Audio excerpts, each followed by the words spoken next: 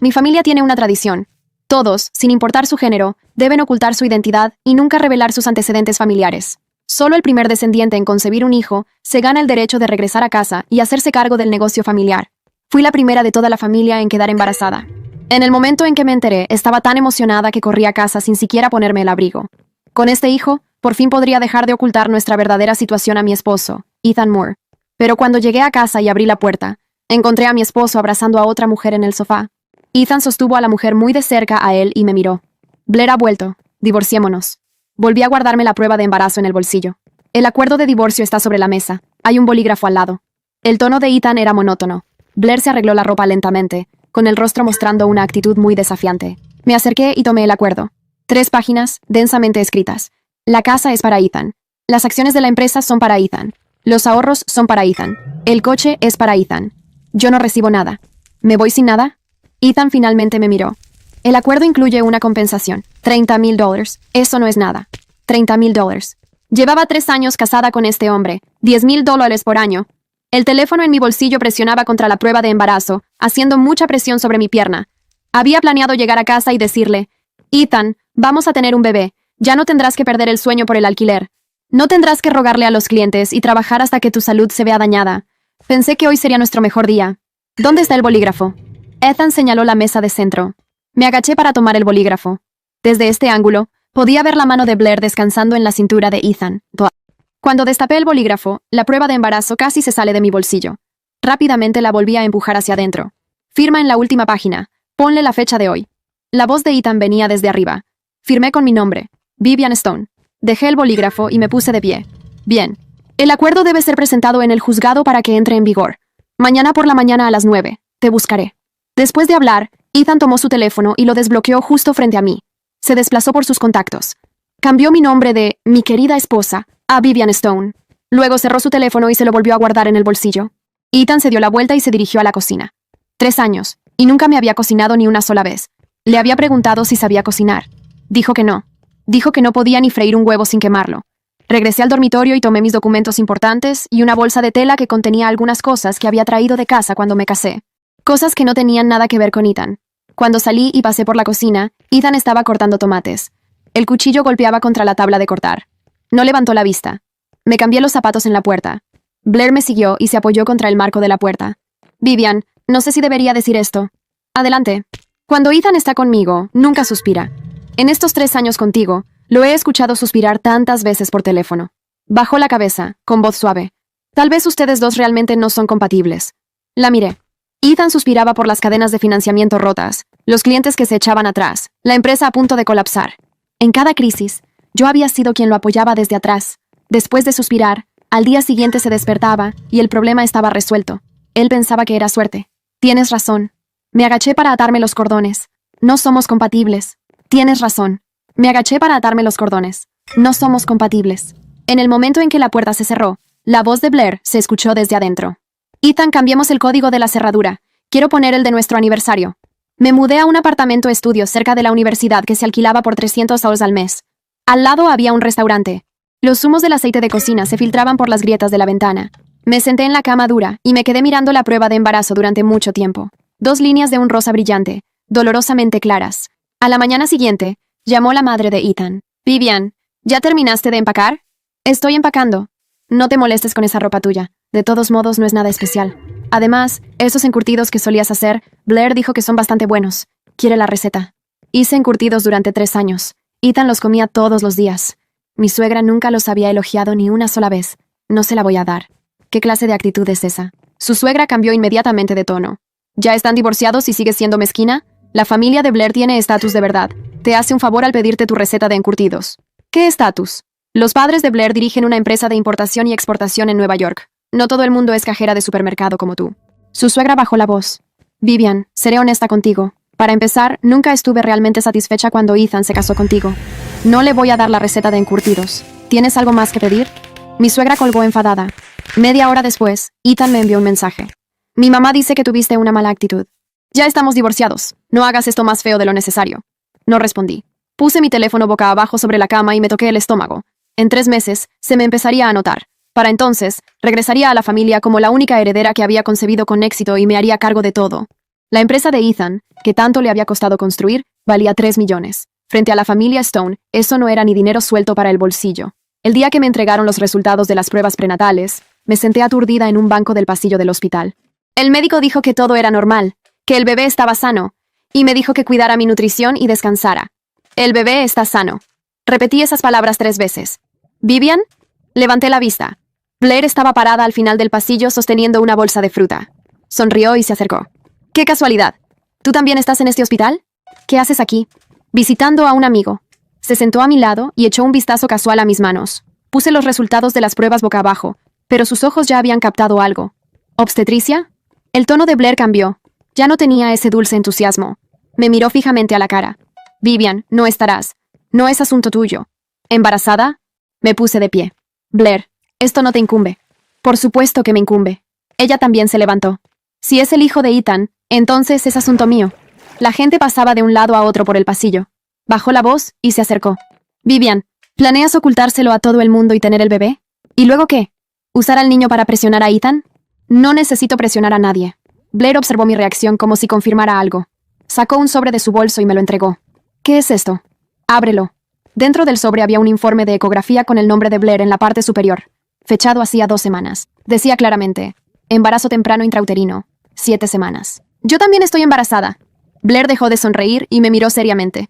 Ethan ya lo sabe, está encantado. Compró un montón de cosas para el embarazo. ¿Así que lo entiendes ahora? Su primer hijo solo puedo dárselo yo.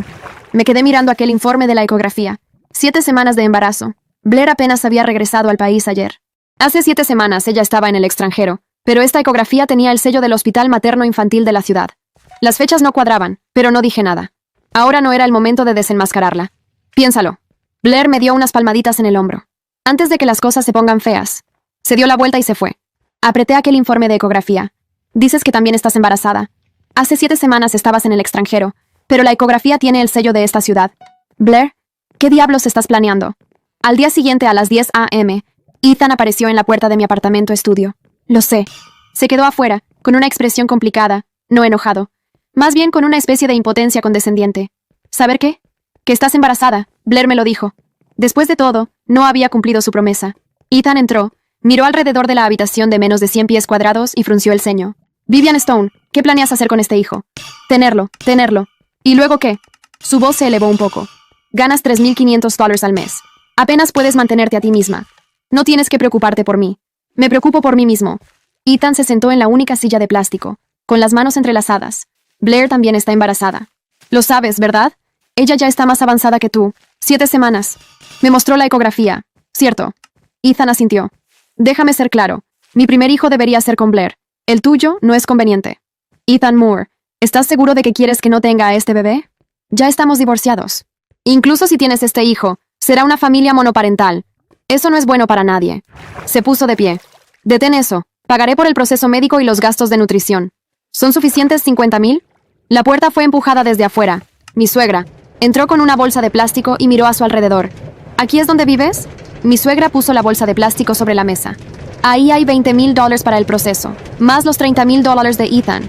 Son $50,000 en total. Suficiente para que empieces de nuevo. Te dije que me voy a quedar con el niño. El rostro de mi suegra se ensombreció. Vivian, no seas malagradecida. Ya sabes cómo es la familia de Blair. Ella es la esposa legítima de Ethan. El tuyo no es bienvenido aquí. Este niño es bienvenido por mí. Es el hijo de Ethan Moore. Si mi hijo no lo reconoce, entonces no lo es. La voz de mi suegra se elevó. ¿Crees que quedarte embarazada significa que puedes aferrarte a nuestra familia? Vivian Stone, lo diré por última vez. Ethan no levantó la vista de su teléfono. No tengas a ese niño y nos separaremos en buenos términos. Si no lo haces, iré a la corte. Solicitaré una prueba de paternidad y pelearé por la custodia. Tengo una casa y una empresa. Tú no tienes nada. El juzgado me otorgará al niño. Y entonces dejaré que Blair críe a este niño. Dejar que Blair críe a mi hijo. Esa frase fue como una flecha lastimándome con precisión. Mi suegra me empujó. ¿Escuchaste? No creas que el embarazo te da ventaja. No eres nada frente a nosotros. La pantalla del teléfono de Ethan se iluminó. Apareció un mensaje de Blair. Alcancé a ver una línea de texto. Ethan, ¿ya está resuelto? Compré tu pastel de queso favorito. Ethan respondió. Bloqueó la pantalla y me miró, esperando mi respuesta. Mi suegra estaba a su lado con los brazos cruzados, como una supervisora. Me toqué el estómago. Este niño era el heredero de la familia Stone. El niño que toda mi familia había esperado durante más de una década. Ethan quería pelear por la custodia. No tenía ni idea de a quién estaba desafiando. Saqué mi teléfono y busqué un número al que no había llamado en 3 años. Marqué. Me respondieron al primer tono. Papá, ven a recogerme. Estoy embarazada. Ethan y mi suegra me miraron. La voz de mi padre se escuchó a través del teléfono, muy tranquila, pero cada palabra tenía un peso innegable. Dame 20 minutos. Colgué. Ethan frunció el ceño. ¿A quién llamaste? A mi padre. Mi suegra soltó una carcajada burlona. ¿Tu padre? ¿No dijiste que tu padre era un granjero en el campo? ¿Llamaste a un viejo granjero para que te respalde? Me volví a guardar el teléfono en el bolsillo. Ethan Moore, acabas de decir que quieres pelear por la custodia. Así es. Bien, entonces espera. Los 20 minutos pasaron en un silencio que nadie supo cómo llenar. Mi suegra lo intentó 2 veces. La primera vez dijo algo sobre el alquiler del apartamento y por qué alguien en mi posición debería ser más práctica. La segunda, sobre Blair y la clase de ambiente que ofrecería al niño cuando naciera. Ambas veces la escuché sin responder, con las manos en el regazo y la espalda recta. Ethan no dijo nada. Miraba el teléfono con esa expresión de quien espera que el tiempo pase más rápido. A los 18 minutos, un sonido diferente al tráfico habitual filtró desde la ventana. Mi suegra se asomó primero, con la curiosidad de quien espera ver un camión herrumbrado o un taxi de barrio. Lo que vio le borró la expresión del rostro con la misma eficiencia con que se borra pizarrón. 3 vehículos negros se detuvieron frente al edificio. No eran ostentosos. Eran del tipo que no necesita serlo porque todo en ellos comunicaba que la ostentación sería un esfuerzo innecesario. Ethan por fin levantó los ojos del teléfono. La puerta del vehículo del centro se abrió. El hombre que descendió tenía el cabello completamente blanco y llevaba un traje gris sin corbata. No era alto, pero ocupaba el espacio de una manera que hacía irrelevante la altura. 4 personas descendieron de los otros vehículos y se distribuyeron a su alrededor sin necesitar instrucciones. Mi suegra se volvió hacia mí lentamente. ¿Quién es ese? Mi padre, respondí. Ethan se puso de pie. Escuché los pasos en la escalera. Pasos lentos y deliberados. El ritmo de alguien que nunca tiene prisa porque el tiempo se ajusta a él, y no al revés. 3 golpes en la puerta. La abrí. Mi padre me miró primero a mí. Luego bajó los ojos a mis manos, a mi ropa, al apartamento detrás de mí. Su expresión no cambió, pero algo en sus ojos hizo el inventario completo de la situación en menos de 4 segundos. Vivian. Me tomó la mano. ¿Estás bien? Estoy bien, papá. Entró. Los 2 hombres de su escolta se quedaron en el pasillo. Mi suegra retrocedió un paso sin darse cuenta. Mi padre miró a Ethan de la misma manera en que se examina un contrato antes de decidir si vale la pena firmarlo. Ethan Moore, dijo. No era una pregunta. Ethan no respondió de inmediato. Procesaba. Reordenaba la imagen que tenía de mí contra la imagen del hombre parado frente a él y encontraba que no encajaban en ningún esquema que conociera. Señor, empezó. Stone, completó mi padre. Harlan Stone. El nombre aterrizó en la habitación como algo físico. Mi suegra emitió un sonido pequeño. Sus rodillas debieron haber recordado algo porque se movió hacia la silla más cercana, sin apartar los ojos de mi padre. Ethan palideció de una forma específica que reconocí. Era el mismo color que se ponía cuando una cadena de financiamiento colapsaba o cuando un cliente retiraba una inversión importante. El color de quien acaba de entender que cometió un error de cálculo del que no tiene forma simple de salir. Harlan Stone, repitió en voz casi inaudible. De Stone Capital. Entre otras cosas, dijo mi padre con calma. Stone Capital. 12 años en el mercado. Presencia en 4 países. La empresa que Ethan había mencionado 2 veces como referente inalcanzable cuando hablaba de a dónde quería llegar. La empresa cuyo nombre aparecía en los informes de inversión que yo había visto sobre su escritorio en los 3 años que vivimos juntos. Esa empresa era de mi familia. Mi padre tomó la única silla libre y se sentó. Cruzó las manos sobre la rodilla. Entiendo que quieres pelear por la custodia de mi nieto, dijo. Ethan abrió la boca.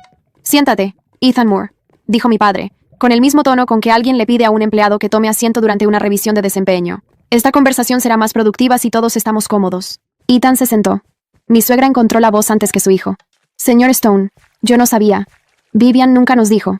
Lo sé, la interrumpió mi padre, sin hostilidad y sin calor. Era parte del acuerdo familiar. Vivian cumplió su parte de forma impecable. Me miró un momento. 3 años, más de lo que esperábamos. Papá, dije en voz baja. Tienes razón, volvió a Ethan. El punto. Vivian es la primera descendiente de la familia Stone en concebir un hijo desde hace 11 años. Lo que esto significa para nuestra familia es considerable. Lo que significa para usted también lo es. Ethan procesaba. Lo veía en la forma en que movía los dedos sobre la rodilla, su señal inequívoca de cálculo activo. El acuerdo de divorcio, dijo finalmente. Ya fue firmado, respondió mi padre. Legalmente válido. Vivian no está aquí a reclamar nada de lo que acordaron. Una pausa. Estoy aquí porque usted amenazó con iniciar un proceso de custodia sobre mi nieto futuro. Eso sí me incumbe. Ethan miró de reojo a su madre. Ella tenía la vista fija en el suelo. Blair también está embarazada, dijo Ethan. Sonó menos seguro que cuando lo había dicho antes. como argumento que ya no tiene el mismo peso pero que se lanza de todas formas por inercia. Mi padre me miró. Se lo había contado en el coche, en los 3 minutos que tuve mientras subíamos las escaleras. La ecografía con fechas imposibles. Blair en el extranjero hace 7 semanas. El sello del hospital en una ciudad donde no estaba. La ecografía que le mostró a mi hija, dijo mi padre a Ethan. Tiene fecha de hace 2 semanas, con sello del hospital materno-infantil de esta ciudad. Hizo una pausa mínima. Hace 7 semanas, según me informa Vivian, Blair estaba en el extranjero. Su pasaporte puede verificarlo. El registro de entrada al país puede verificarlo. Ethan quedó inmóvil. Eso no significa que... No significa nada todavía, concordó mi padre. Pero sí significa que antes de que usted haga cualquier movimiento legal, será conveniente verificar que el embarazo que está defendiendo sea lo que dice ser. El teléfono de Ethan vibró. Lo miró. El nombre de Blair iluminó la pantalla. La apagó sin contestar. Comentario del live. El padre llegó y el cuadro completo cambió en 4 minutos. Comentario del live. Stone Capital. Lo busqué. Es enorme. Comentario del live. Blair inventó el embarazo. Lo supe desde la ecografía. Mi suegra se puso de pie muy despacio, como alguien que necesita salir de una habitación antes de que le fallen las rodillas completamente. Voy a esperar afuera, dijo, con una voz que había perdido todo el tono de supervisora. Nadie le respondió. Salió. Quedamos mi padre, Ethan y yo. Mi padre me miró. ¿Tienes todo lo que necesitas aquí? Miré el apartamento de menos de 100 metros cuadrados. La cama dura. La ventana por donde entraba el olor a aceite del restaurante de al lado. La bolsa de tela con mis cosas en el rincón. Tengo todo lo que vine a buscar, respondí. Mi padre asintió lentamente. Luego miró a Ethan una última vez. En cuanto al proceso de custodia que mencionó, dijo, le recomiendo que consulte primero con su abogado. Después de eso, si decide continuar, nuestra área legal estará disponible para responder. Se puso de pie. Buenos días, Ethan Moore. Salió. Ethan y yo nos quedamos solos en el apartamento por primera vez desde que él había llegado. Afuera, se escucharon los pasos de mi padre en la escalera, regulares y sin prisa. Ethan me miró. No dijo nada. No había nada que decir que no empeorara la situación en la que acababa de entender que estaba. Agarré mi bolsa de tela y la puse sobre el hombro. Ethan, dije en la puerta. Levantó los ojos. Piensa mucho en lo que decides hacer a continuación. No lo dije como amenaza, lo dije como la verdad más práctica que podía ofrecerle. Porque la próxima conversación no la va a tener con mi padre. La va a tener con los abogados de mi padre. Salí al pasillo. La puerta se cerró sola detrás de mí. La casa de mi familia estaba a 40 minutos de la ciudad. No era lo que la mayoría de la gente imagina cuando dice casa de familia. Era una propiedad de 9 hectáreas con un edificio principal de 3 plantas que había sido ampliado gradualmente a lo largo de 4 generaciones. Mi bisabuelo había construido el primer ala. Mi abuelo había añadido la biblioteca. Mi padre construyó las oficinas en el ala norte, porque en la familia Stone la casa y el negocio nunca habían estado completamente separados. Cuando el coche entró por el camino principal, sentí algo que no había sentido en 3 años. No era alivio exactamente. Era más parecido a la sensación de que el aire pesa la cantidad correcta. Mi madre me esperaba en la entrada. No llorando. No con un discurso preparado. Solo de pie con los brazos abiertos. Y cuando me acerqué y la abracé, me apretó la nuca con la palma de la mano como hacía desde que yo tenía 8 años. «Ya estás en casa», dijo. Solo eso. Era suficiente. La noticia corrió por la familia en cuestión de horas. No por llamadas dramáticas ni mensajes de grupo. En la familia Stone, la información importante se movía por los canales correctos. Mi padre habló con mi tío Gerald, que habló con mi prima Rebecca, que era la directora legal de Stone Capital. Para la tarde, había 4 personas sentadas alrededor de la mesa de la biblioteca con carpetas y computadoras portátiles. Yo estaba en la cabecera. Por primera vez en 3 años, en el lugar que me correspondía. Rebecca abrió la primera carpeta. Vivian, lo primero es verificar la ecografía que te mostró Blair. Deslizó una hoja hacia mí. Ya tenemos el registro de entrada al país. Blair Whitfield llegó al país hace 9 días. La ecografía que te mostró está fechada hace 14 días, con el sello del Hospital Materno-Infantil de la ciudad. Las fechas no cuadran, dije. No cuadran. Hay 2 posibilidades. La ecografía es falsificada, o el embarazo es de otra ciudad y el sello fue alterado. En cualquier caso, no es verificable en el estado actual. Rebecca cerró la carpeta. Hemos solicitado al hospital los registros de atención correspondientes a ese nombre y esa fecha. Si no existe ningún registro, tenemos lo que necesitamos. Mi tío Gerald se aclaró la garganta. En cuanto al proceso de custodia que Moore mencionó, dijo, técnicamente tiene base para solicitarlo, pero solo si primero establece paternidad, lo cual requiere una prueba de ADN que Vivian tiene derecho a aceptar o rechazar hasta cierto punto del proceso. Tenemos tiempo. ¿Cuánto tiempo?, pregunté. Suficiente para que establezcamos la posición de la familia antes de cualquier audiencia. Se recostó en la silla. Ethan Moore no sabe contra qué está peleando. Todavía cree que esto es una disputa de divorcio ordinaria. Mi padre, que había escuchado todo en silencio desde el sillón del rincón, habló por primera vez. No es solo la custodia lo que me preocupa. Todos lo miramos. Blair Whitfield. Los padres de Blair dirigen una empresa de importación y exportación en Nueva York. según le dijo la madre de Ethan a Vivian. Me miró. ¿Sabes si eso es verdad? No verifiqué nada en 3 años. Era parte de la tradición. Ya no lo es. Mi padre le hizo una señal a Gerald. Busca todo lo que puedas sobre los Whitfield. El aliado llegó al día siguiente de la forma menos esperada. Su nombre era Daniel Zhao, y era el contador principal de la empresa de Ethan. Lo conocí en el 2.º año de matrimonio, en una cena de negocios donde Ethan me había pedido que asistiera como apoyo decorativo. Sus palabras. Daniel era meticuloso, callado, y tenía la costumbre de doblar las servilletas en triángulos perfectos mientras escuchaba conversaciones. Me llamó al teléfono familiar que había recuperado al llegar a casa. Vivian. Vaciló. No sé si esto es apropiado. Di lo que sea, respondí. Hay algo en los libros de la empresa de Moore que llevo meses sin poder cuadrar. Una cuenta de egresos que no corresponde a ningún proveedor registrado. Otra pausa. Hace 3 semanas, justo antes de que Blair llegara, se realizó una transferencia significativa desde esa cuenta. ¿Significativa cuánto? $180,000. A una cuenta en el extranjero cuyo titular no pude identificar por mis propios medios. Escribí el número en el papel frente a mí. Daniel, ¿por qué me llamas a mí? Silencio breve. Porque en 3 años, cada vez que la empresa tuvo un problema real, era usted quien lo resolvía sin que nadie se diera cuenta. Lo de los contratos de Linden. Lo del proveedor de Chen. La refinanciación del año pasado. Hice una pausa. Moore nunca lo supo, pero yo sí lo noté.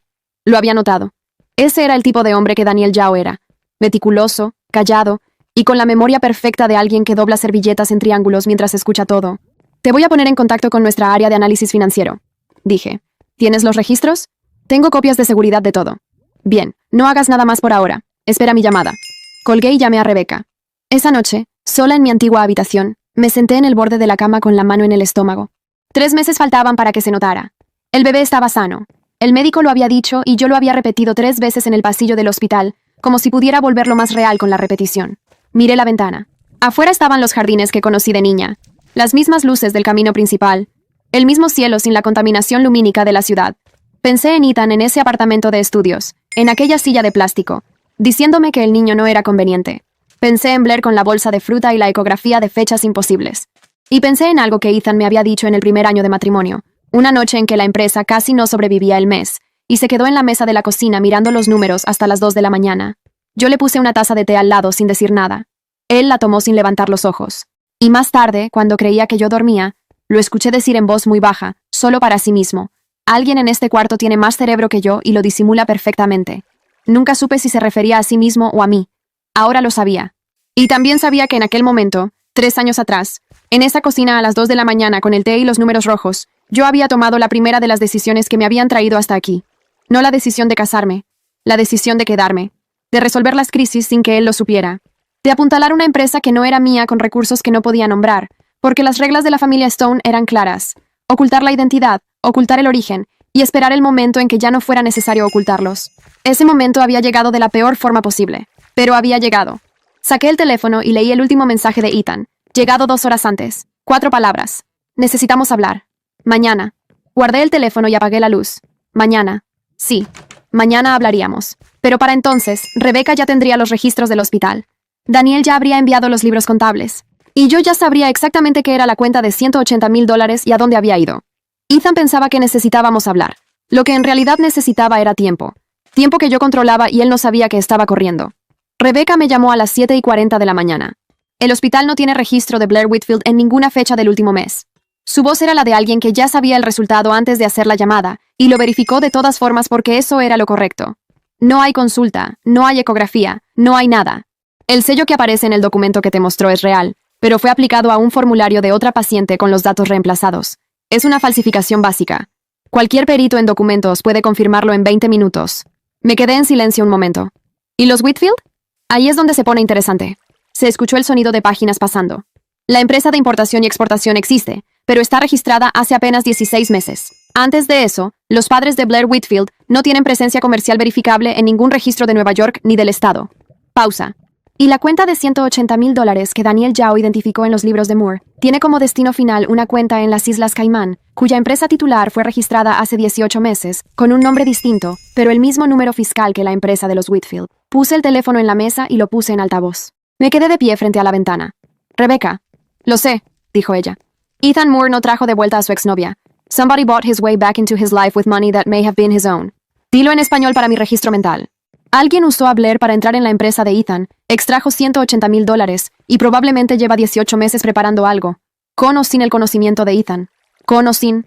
Eso todavía no lo sé. Otra pausa. Pero te diré lo que sí sé. Si Ethan supo y participó, tiene un problema penal.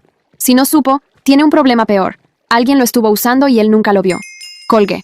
Bajé al comedor donde mi padre ya estaba con su café. Le conté todo en 4 minutos y medio. Él escuchó sin interrumpir. Cuando terminé, tomó un sorbo de café, dejó la taza en el platillo con precisión y dijo, ¿Ethan viene hoy? Dijo que sí. Bien. Ann se puso de pie. Entonces recíbelo tú primero. Ethan llegó a las 11. No le había dado la dirección de la propiedad. La había encontrado de todas formas, lo cual significaba que la había buscado. Eso era información también. Llegó en su propio coche, sin chofer. Solo. Bajó con esa expresión que yo había aprendido a distinguir del resto. No era la arrogancia habitual. Era la versión más contenida de Ethan, la que usaba cuando entraba a una reunión donde no controlaba todos los términos. Lo recibí en la sala de visitas del ala principal. No en la biblioteca donde habíamos trabajado la noche anterior. No en las oficinas. En la sala de visitas, que era formal y neutra, y no revelaba nada sobre cómo funcionaba la casa por dentro. Se sentó. Miró alrededor con esa evaluación rápida que hacía en todo espacio nuevo. No sabía que existía esto. No había razón para que lo supieras. 3 años, Vivian. 3 años. Confirmé. Silencio breve. Quiero retirar lo que dije ayer sobre el aborto, dijo. Derecho, sin preámbulos, lo cual era inusual en él cuando tenía que ceder algo. Fue una reacción, no lo pensé. Lo sé. Pero el tema de la custodia sigue siendo real. Si vas a tener a este niño, lo voy a tener. Entonces necesitamos un acuerdo. Algo que establezca términos desde el principio para que no haya disputas después. Se inclinó levemente. Sé que tu familia tiene recursos. No voy a pretender que el panorama es el mismo de ayer, pero tampoco voy a renunciar a un hijo mío. Lo miré. Era la primera vez en 3 años que veía a Ethan Moore en una posición donde no controlaba la narrativa, y lo sabía, y donde, aún así, en lugar de retirarse, elegía quedarse en la mesa. Eso me decía algo sobre él que 3 años de matrimonio no habían terminado de confirmar. Ethan, dije, antes de hablar del niño, necesito preguntarte algo. Adelante. ¿Sabes de dónde salieron $180,000 de tu empresa hace 3 semanas? El cambio en su cara fue mínimo, pero estaba ahí. Una tensión pequeña alrededor de los ojos. Los dedos que dejaron de moverse sobre la rodilla. ¿Cómo sabes eso? ¿Lo sabías tú? Silencio. Lo descubrí hace 4 días, dijo finalmente, cuando le pedí a mi contador que revisara los libros del trimestre. Me dijo que había una transferencia que no reconocía. Pensé que era un error bancario. No es un error bancario. Deslicé la carpeta por la mesa. La había preparado esa mañana con lo que Rebecca y Daniel habían reunido. La cuenta de destino pertenece a una empresa constituida hace 18 meses, con el mismo número fiscal que la empresa que los padres de Blair registraron hace 16. Ethan abrió la carpeta. La leyó. Pasó las páginas una por una, con la concentración de alguien que está reconstruyendo una cronología que creía entender. Y la ecografía de Blair, añadí. El hospital no tiene registros de ella en ninguna fecha del mes pasado. El sello es real. El documento no. Ethan cerró la carpeta. Quedó en silencio por un tiempo que fue exactamente lo suficientemente largo para que yo entendiera que esto sí era nuevo para él. Que la ecografía falsa no formaba parte de algo que había construido junto a Blair. Era algo que Blair había construido para él. ¿Cuánto tiempo llevan los Whitfield en el país? Preguntó. 16 meses. El mismo mes en que Blair retomó contacto contigo. Ethan apoyó los codos en las rodillas. Se cubrió la boca con ambas manos por un momento, el gesto que hacía cuando procesaba cifras que no cuadraban. Me pidió que invirtiera, dijo en voz baja. Blair. Hace 2 meses. Dijo que su familia tenía un proyecto en Nueva York y que podía ofrecerme participación. Yo dije que lo pensaría. 180,000 salieron de tu cuenta 3 semanas después. No lo autoricé. Lo sé. Me miró. ¿Cómo lo sabes? Porque si lo hubieras autorizado, lo habrías registrado. Tú registras todo, Ethan. Incluso cuando no conviene. Eso lo dejó en silencio de nuevo. Afuera de la sala, escuché pasos en el corredor. Mi padre, pasando hacia las oficinas con la regularidad de alguien que tiene su propio horario y no lo altera por visitas. No entró. No necesitaba hacerlo. Su presencia en la casa era argumento suficiente. Ethan, dije, lo que tienes ahora mismo es un problema que tiene 2 soluciones. La primera es que sigas adelante con todo lo que planeaste, incluyendo un proceso de custodia que vas a perder, y mientras tanto los Whitfield terminan de usar tu empresa para lo que sea que estaban planeando. Hice una pausa. La segunda es que hables con nuestro equipo legal hoy mismo, antes de que Blair sepa que sabes lo de la ecografía, y empezamos a desmontar esto desde adentro. Ethan me miró.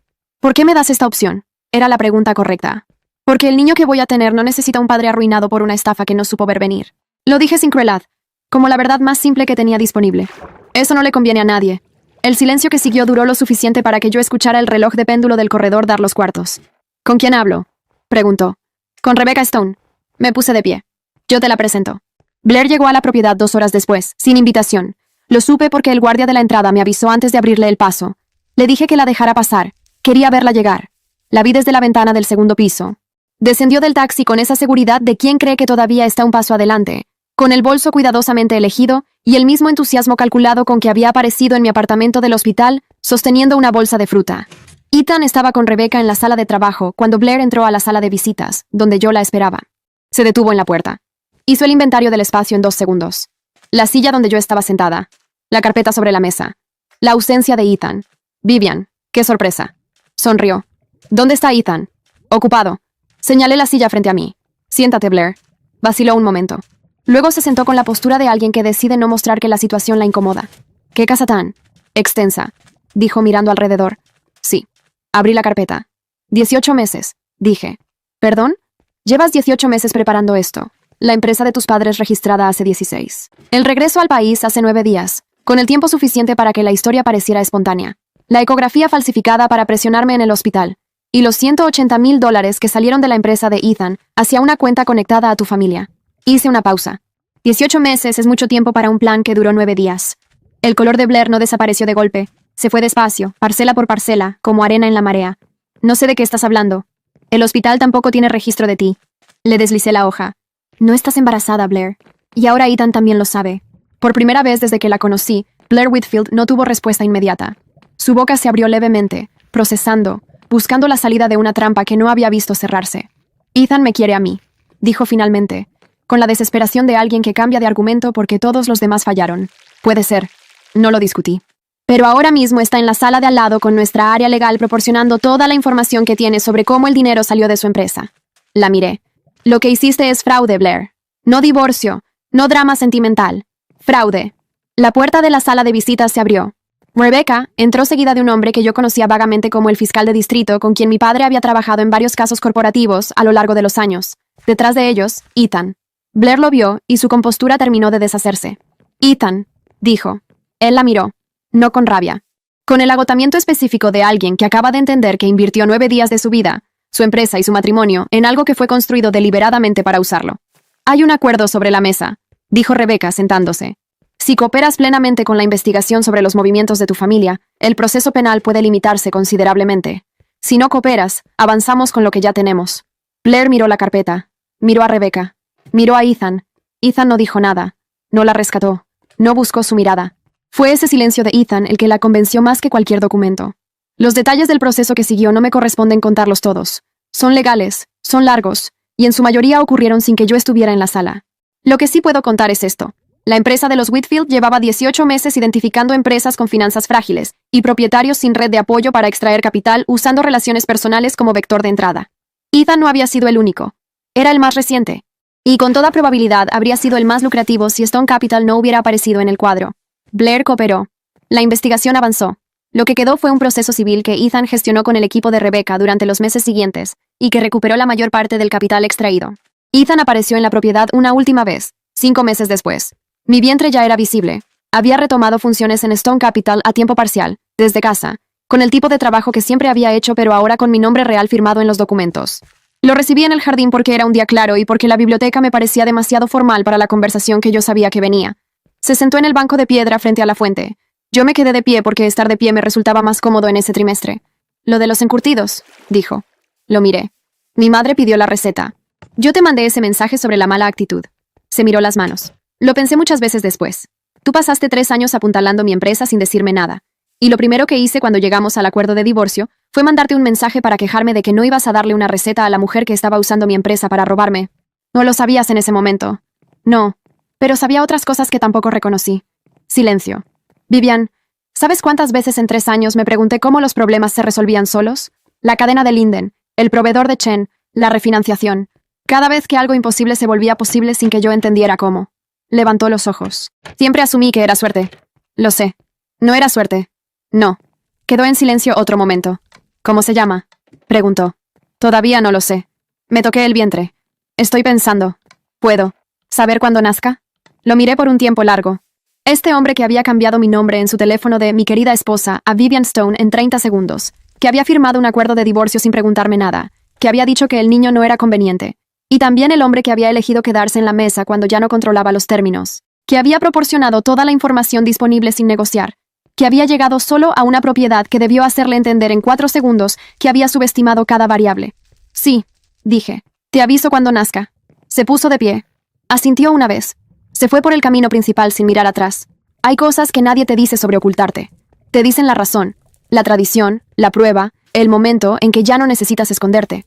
No te dicen lo que cuesta. Los 3 años de suspirar callada cuando algo salía bien. De ver problemas resolverse sin firma. De ser confundida con decoración cuando eras la arquitecta. Lo que aprendí es que el valor de algo no lo decide quien lo ignora. Lo decide quien lo construyó. Y una persona que construye en silencio no se vuelve menos real porque nadie esté mirando. La familia Stone tiene una tradición. El primer descendiente en concebir regresa y asume. Yo regresé. Y traje conmigo algo que ninguna tradición había anticipado. La certeza de que lo que hice en esos 3 años, invisible y sin crédito, fue suficientemente real para que cuando llegara el momento de nombrarlo, no necesitara que nadie me lo confirmara. Eso era suficiente. Siempre había sido suficiente.